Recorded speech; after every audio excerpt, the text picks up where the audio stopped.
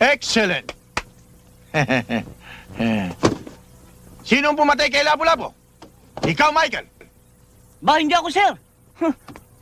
Kahit mahirap lang kami, hindi ko magagawa yun. Anong kalokohan pinagsasabi mo? Ang tinatanong ko sa'yo, sino ang pumatay kay Lapu-Lapu? Hindi nga ako, sir, eh. Tarantado ka talaga, no? Gusto ko makausap ang tatay mo. I want you to bring him here. Understand?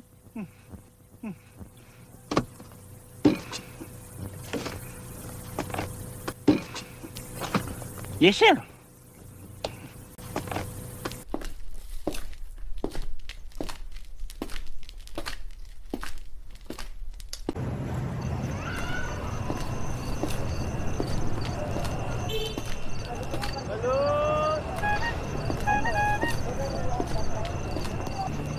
Balot!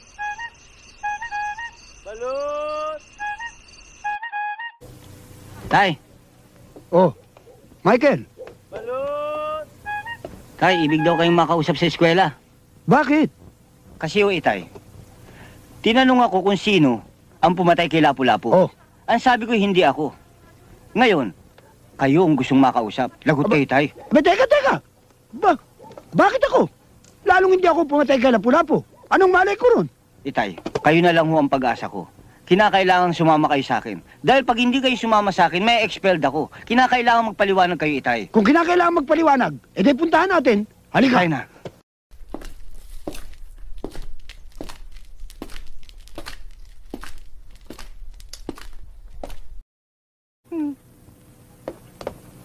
Sir, ito na ho tatay ko. Ano ho bang may paglilingkod ko sa inyo? Anong may paglilingkod? Kayo ang nagpatawag sa akin eh. Pinatawag? Sir, ako nagpatawag. Oo nga ho, Mr. Principal. Pinagbibintangan kami na kami raw ang pumatay kay Lapu-Lapu. Kahit tingnan ninyo ang lahat ng police record, malinis kami. Wala pa kaming napapatay. Ngayon, kung ipagpipilitan ninyo na kami ang pumatay kay Lapu-Lapu, baka ngayon lang kami makapatay ng tao.